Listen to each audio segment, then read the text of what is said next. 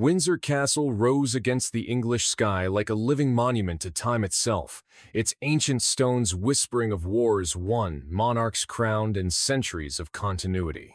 It was not merely a building, but a fortress of history, draped in ceremony and expectation. Every visitor who passed through its gates entered a stage larger than themselves, where the performance of power was as old as the crown itself. On this day, however, the castle was not preparing to host a timeless ritual, it was bracing for a collision. The motorcade approached with its sleek, armored presence, black vehicles slicing through the quiet dignity of the royal grounds. Cameras clicked, commentators whispered, and the crowd held a collective breath. For many, this was not just another state visit, it was an event that promised theater. The King and Queen of Britain's tradition greeting a man who thrived on breaking it. Never before had the gates of Windsor seen a guest so admired by some and loathed by others. To his supporters, Donald Trump was a warrior against the establishment, an unapologetic force who shattered the polite rules of politics. To his critics, he was arrogance incarnate, a living insult to diplomacy and the decorum that Windsor symbolized. The castle walls, accustomed to centuries of pageantry, now prepared to absorb a spectacle unlike any in living memory. The arrival unfolded with a strange duality. Trump stepped out with exaggerated confidence, chin high, his gestures larger than the moment demanded. The red carpet seemed almost to bend beneath the weight of his personality. Meanwhile, the King and Queen waited with stillness, their figures framed in history's calm. Two worlds stood face to face, the restless energy of disruption against the steady hand of tradition. Crowds lined the gates, some cheering, some protesting, their voices weaving together into a soundscape of division. Social media feeds pulsed in real time, hashtags rising, speculation spiraling, millions glued to the screen as though they were watching not a ceremony, but the opening act of a drama destined for headlines. The atmosphere thickened. A handshake approached, a bow or nod anticipated. The smallest movement could ripple into international debate. And then, as cameras zoomed in and the hush of expectation reached its peak, the world waited. But what unfolded on the castle grounds would leave millions divided and history watchers stunned. To understand the weight of that moment on the castle lawn, one must look beyond the stone walls and crimson carpets. This was not a simple courtesy call. It was a carefully staged encounter between two worlds, one built on centuries of ritual, the other fueled by the volatility of a single man's personality. Britain's monarchy has always been more than ceremony. It has been a mirror of national identity, a vessel of dignity in a turbulent world. A state visit to Windsor is not just a greeting. It is an affirmation of alliance, of shared purpose, of continuity in uncertain times. And yet, Donald Trump was not a visitor like any other. He was a storm wrapped in a suit, a president whose presence carried both spectacle and unease. For America's closest ally, the optics mattered as much as the words. Britain sought to show respect, loyalty, and enduring partnership. But the world knew Trump rarely played by the script. Every glance, every step, every handshake threatened to bend the choreography of diplomacy into something unpredictable. The stakes were monumental. On one side stood the monarchy, the crown that had weathered wars, abdications, and revolutions, its survival owed to its ability to adapt without surrendering its dignity.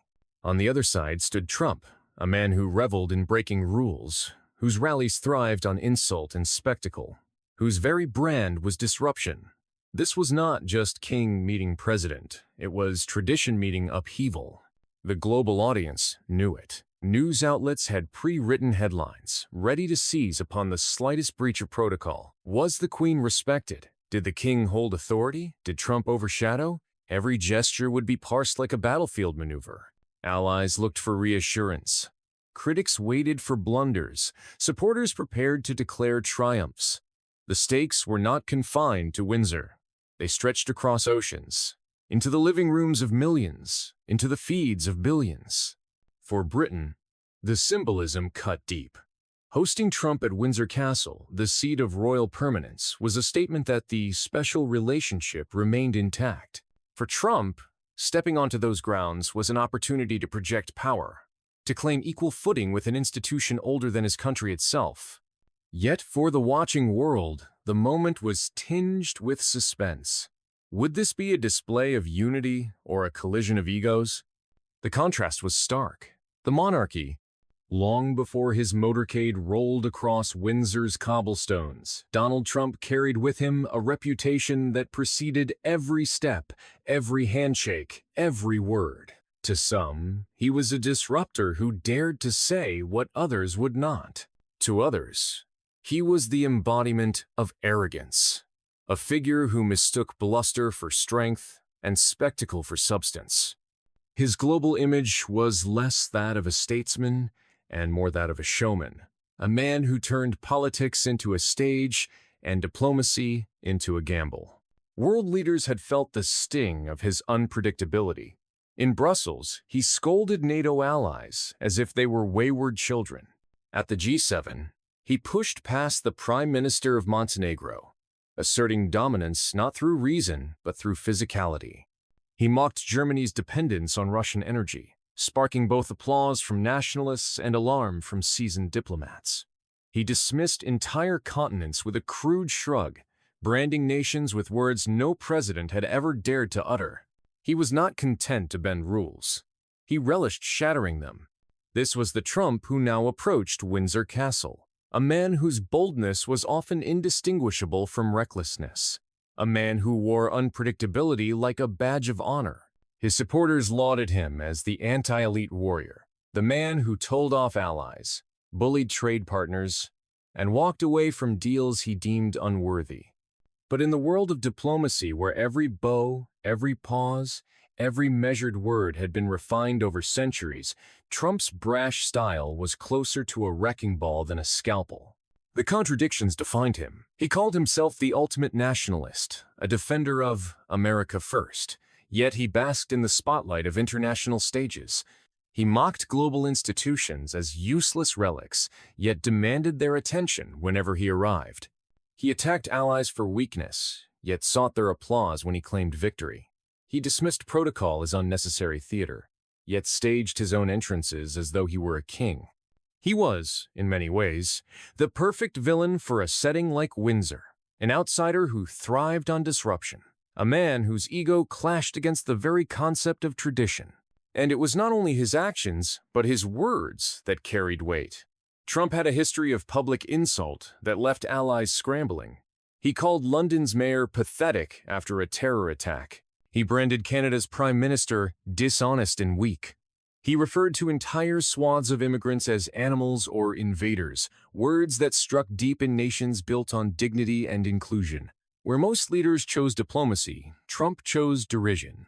Where others sought bridges, he erected walls. The world knew this pattern, and Windsor knew it too. Hosting Trump was not like hosting any other American president. It was a high-stakes gamble where centuries of royal etiquette could be undone by a single smirk, a single breach, a single unscripted moment. His reputation was that of a man who viewed rules as weaknesses, who measured success not in harmony but in dominance. And yet, this reputation was precisely what made him captivating. Millions tuned in because Trump brought with him the possibility of chaos, the thrill of not knowing what might happen next. Diplomacy without him was predictable. Diplomacy with him was a spectacle. And so the cameras followed, and the whispers grew, and Windsor's gates felt the tension of a guest whose every move could ignite a headline. Still, for all his bluster, there was a shadow of insecurity in Trump's global journey. He craved validation from the very elites he attacked. He relished the photographs with monarchs, the handshakes with prime ministers, the summits where he could stand shoulder to shoulder with history's figures. He wanted to be both the rebel and the insider, both the critic and the king. It was this contradiction that made his presence at Windsor so electric. Would he bow to history, or demand history bow to him? The stage was set. Trump's reputation was already the villain's cloak draped across his shoulders, heavy with past insults and bold missteps. The castle represented everything he was not measured: composed, dignified. As the world leaned closer, the question grew heavier, pressing against the air like the silence before a storm. Would Windsor Castle bend to his presence, or would it remain unshaken? Windsor Castle is more than stone and stained glass. It is the living soul of a monarchy that has stood as a symbol of continuity for nearly 1,000 years. Within its walls, generations of kings and queens have presided over moments of triumph and crisis, adapting to change while safeguarding tradition. The monarchy has endured wars, revolutions, abdications, scandals, and reforms, and yet it remains, not because it wielded armies, but because it mastered the quieter, subtler. The air above Windsor Castle seemed charged, as if the ancient stones themselves understood the gravity of the moment about to unfold. The red carpet, unfurled with military precision, stretched like a ribbon of expectation across the courtyard. Every detail gleamed brass buttons polished until they caught the sunlight like fire. Scarlet uniforms standing in perfect formation, banners lifting in the breeze as though saluting history itself. The ceremonial guards, stoic and unblinking, formed a wall of discipline that had greeted monarchs and presidents alike. And yet, behind their composure lay the silent acknowledgement that today was no ordinary welcome. The motorcade slowed, black vehicles gliding into the courtyard like shadows invading light. The crowd hushed, that peculiar silence that isn't truly silence but a collision of held breaths, muffled whispers, and the pulse of anticipation. Then, with a theatrical pause that seemed almost rehearsed, the door swung open. Donald Trump emerged with his signature flourish, movements exaggerated, every step performed for the camera lens. His chin jutted upward, his shoulders squared with an almost defiant force. He adjusted his jacket in that familiar, emphatic tug, less a matter of fit than of dominance. Where the royal setting radiated stillness, Trump injected motion. Where Windsor offered calm grandeur, Trump exuded restless energy. It was as though two different worlds collided in a single frame.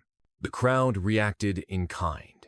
To one side, applause broke out, enthusiastic and sharp, supporters raising small American flags and cheering his arrival as though he were the embodiment of strength on foreign soil. But from another corner came the counterpoint.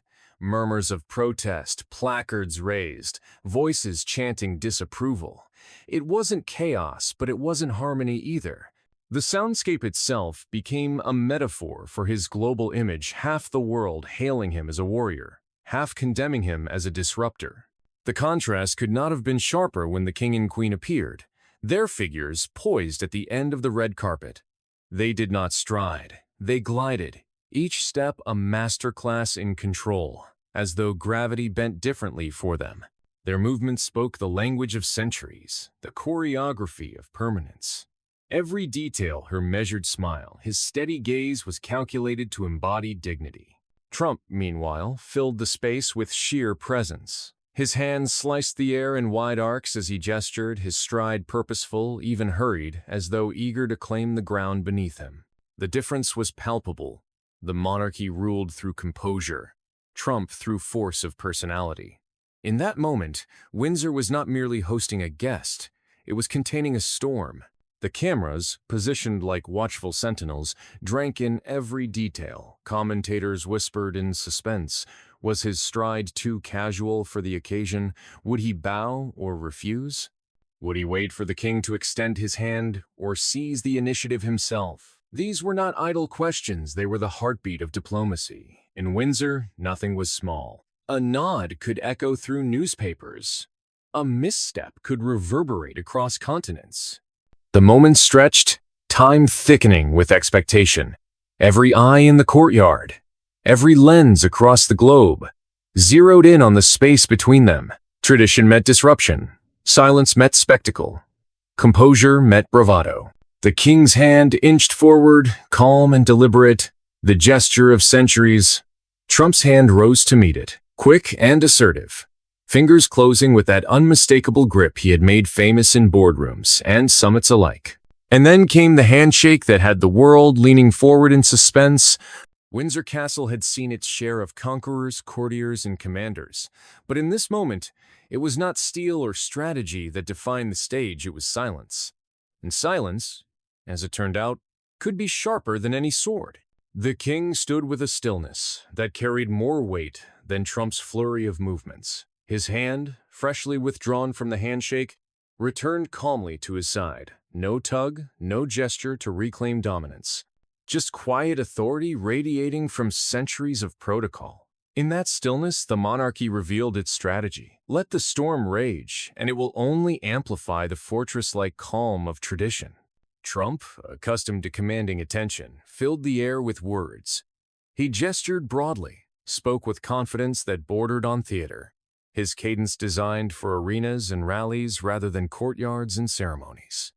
Yet beside him, the king's measured tone, each word clipped, deliberate, and grounded cut through.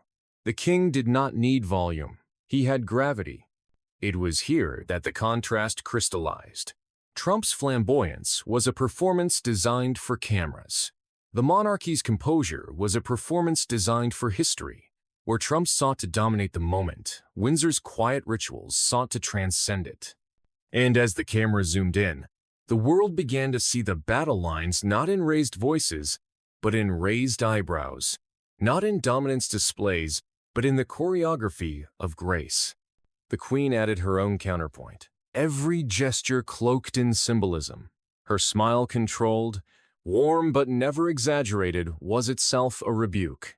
Against Trump's wide-armed waves and exaggerated grins, her composure suggested, "We do not chase the crowd. The crowd comes to us," and then came the mic drop. It was not a line shouted or a gesture exaggerated. It was a simple maneuver of protocol, so subtle that only those attuned to royal choreography caught it. As the ceremonial procession moved forward, Trump stepped ahead instinctively, as though to lead. But in that instant, a quiet cue from the king redirected the path. A guard shifted, a flag-bearer adjusted position, and suddenly the focus returned unmistakably to the monarch. Trump, realizing belatedly, eased back half a step, not commanded, not corrected aloud, but gently reminded. At Windsor, even presidents walk behind the crown. It was a moment so understated it could have been missed, but it wasn't. Within minutes, social media lit up. Screenshots flooded Twitter and Instagram. The castle humbled him. Tradition nego. The Queen outshone him without saying a word. Clips replayed in slow motion. Influencers dissected it frame by frame. Commentators pointed out how protocol had quietly re-established order. Some called it a masterclass in diplomacy without confrontation. Others labeled it the royal checkmate. The suspense deepened when the royal couple led Trump into the ceremonial hall. The king's remarks were brief, yet packed with resonance. He referenced the enduring bonds between nations and the permanence of institutions that weather storms and seasons. Each phrase, though diplomatic on its surface, landed like a reminder that presidents come and go, but Windsor remains eternal. Trump responded with his signature bravado, praising the monarchy in one breath, boasting of his achievements in the next. Yet beside him, the king's calm presence seemed to turn Trump's words into noise. The more Trump spoke, the more the contrast sharpened. Flamboyance versus restraint, self-promotion versus service, spectacle versus continuity. For the watching world, it was less about what was said than how it was said. The king's pauses, those carefully measured silences, were as dramatic as any declaration. They allowed his words to breathe, allowed the hall itself to carry the weight of history. Trump's sentences collided with one another, eager to fill the air, while the monarchy let emptiness speak volumes. The Queen, too, had her moment. When she raised her glass in the toast, it was a gesture wrapped in centuries of ritual. Her words were few, but her gaze was unwavering. Cameras captured Trump lowering his head slightly to meet her toast, a subtle image, but one that flooded feeds with captions. Even Trump bowed to tradition. That was the brilliance of Windsor's counterattack. It wasn't about confrontation. It wasn't about outshouting or overpowering. It was about reminding the world that dignity, when wielded with precision, could silence even the loudest voices. By the time the banquet unfolded, the narrative online had already crystallized. Hashtags trended globally. Commentators marveled at how the monarchy had used ritual as weaponry. Diplomats noted how the king and queen never once broke decorum, yet still managed to eclipse Trump's theatrics. For those watching live, the suspense came not from what Trump would say next, but from how the royals would respond, or more accurately, not respond. Every polite smile became a headline. Every pause became a statement.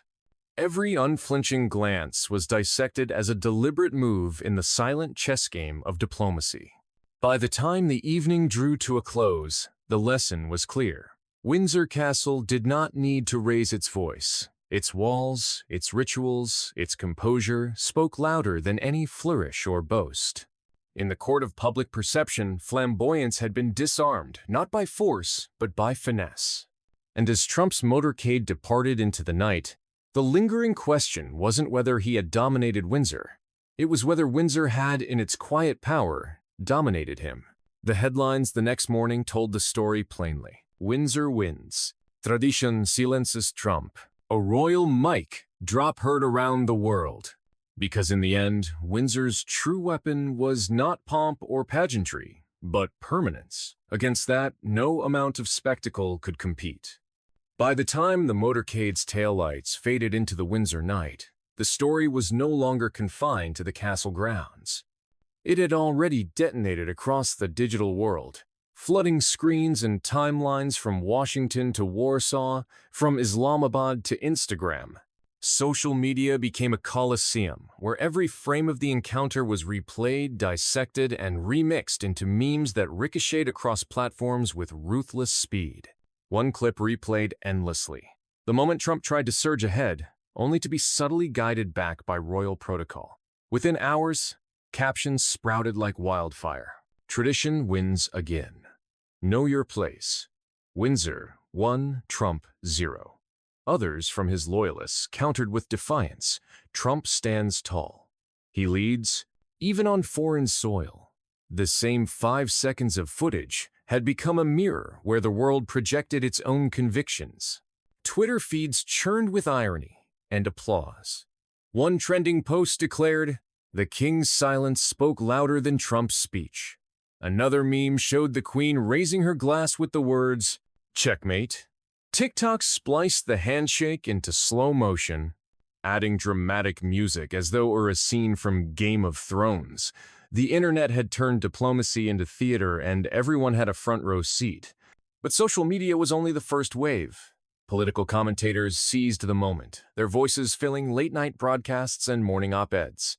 Some argued the visit revealed the raw clash between populism and tradition, the very fault lines shaping global politics. Others framed it as a cautionary tale, how easily ego could stumble in the face of ceremony. Every nod, every smile, every pause in the king's speech was parsed as though it were code-hiding geopolitical messages. In Washington, cable networks split the screen between Trump's words and the royal body language. Supporters praised his boldness, calling it proof that he carried American strength wherever he went. Critics, however, painted the opposite picture. A man so desperate to dominate that he ended up being outmaneuvered by centuries of etiquette. In London, newspapers splashed headlines that leaned toward the monarchy's quiet triumph. Windsor outshines Washington, a royal lesson in power. The shockwaves rippled beyond the West. In Europe, pundits treated the moment as symbolic of America's unpredictable place in the alliance. In Asia and Africa, the imagery became shorthand for the struggle between brash nationalism and enduring institutions. Everywhere, the Windsor visit was less about what had been said and more about what had been seen. At cafes in Paris, students argued over whether Trump's style projected strength or insecurity. In Delhi, editorial pages debated the relevance of monarchy in a modern age, only to conclude that Windsor had proved why ritual still mattered. In Nairobi, radio hosts joked that Trump had finally met an opponent who needed no microphone to upstage him. Even within the United States, the reactions cut deep. In immigrant communities, memes celebrating the Queen's composure circulated as symbols of resilience, a reminder that dignity could resist disruption. Among progressives, Windsor became a metaphor for something larger. That chaos could be met not with louder chaos, but with unshakable grace. Yet in conservative circles, the counter-narrative thrived. Trump, they argued, had walked into the lion's den of global elitism and refused to bow.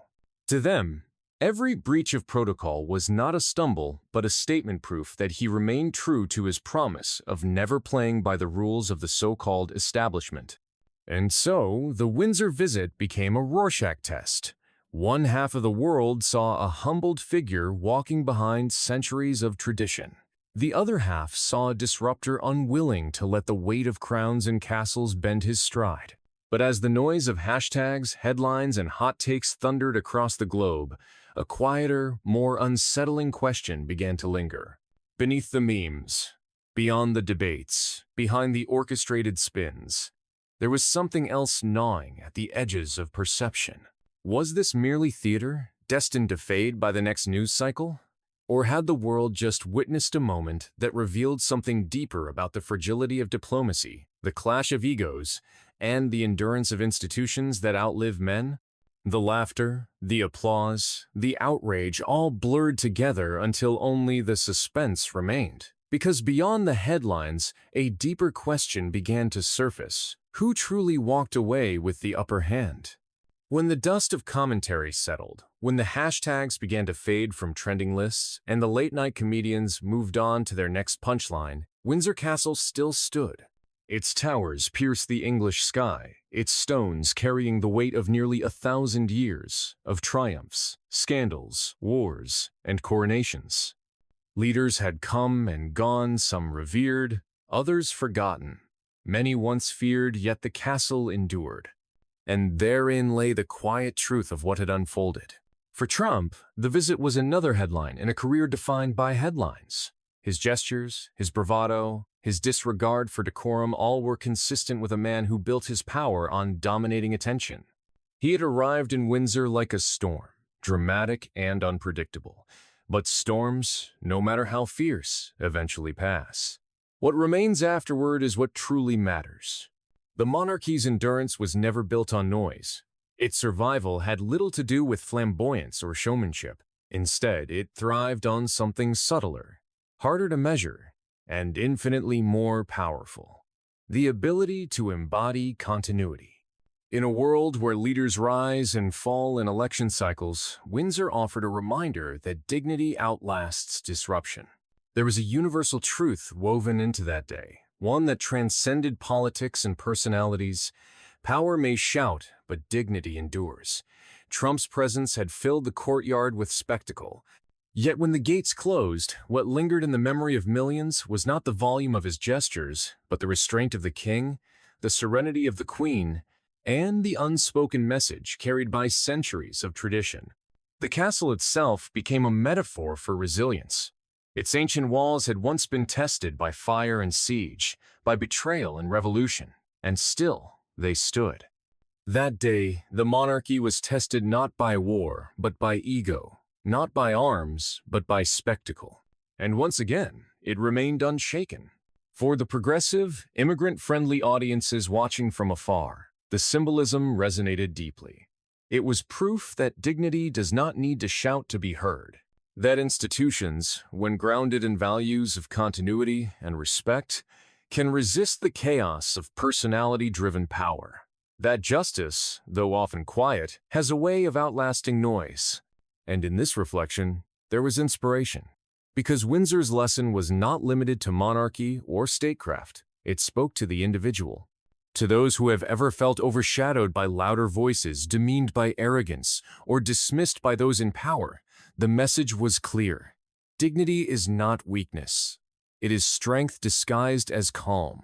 The image of the Queen's measured gaze, the King's steady composure, became more than royal theater. They became symbols of resilience in the face of disruption, reminders that even when arrogance enters the room, it cannot erase the weight of history, the depth of tradition, or the endurance of truth. And so, as the story of Trump at Windsor was retold in living rooms, classrooms, and digital spaces, its lasting echo was not of flamboyance, but of grace. Not of spectacle, but of stability. It was a story less about one man's entrance and more about what outlasted his presence. Because history does not remember every shout. It remembers the structures, the values, the legacies that withstand the storm. Windsor had faced its share of storms before, and it would face them again. But like the castle itself, the lesson was simple, profound, and enduring. Power is fleeting. Dignity is eternal. And that is why the world looked to Windsor not only for ceremony, but for reassurance that even in an age of noise and division, there still exist values that rise above the fray, values that can steady a nation, and values that remind us all of who we are. The day Windsor welcomed Donald Trump will be remembered not just as a visit, but as a mirror of two worlds colliding. On one side stood the grandeur of tradition, polished by centuries, steady in its silence. On the other marched flamboyance, larger than life and unwilling to bow to choreography. It was more than a meeting. It was a spectacle that revealed a truth as old as Windsor's stones themselves. Power fades, but dignity does not. In the end, what endured was not the bluster of gestures or the theatrics of ego. What lingered was the quiet strength of an institution that did not need to prove itself. The castle reminded us all that arrogance may roar, but it is grace that echoes through history. And that's why this story matters beyond the walls of Windsor. Because in our own lives, in our communities, and in our politics, the same choice confronts us every day. To shout for dominance, or to stand tall in dignity. To chase headlines, or to build legacies. To seek power that flickers, or to embody values that last. If this story resonated with you, if you believe dignity must always triumph over arrogance, and that leadership is measured not in noise but in lasting impact, then join this movement of voices refusing to be silenced.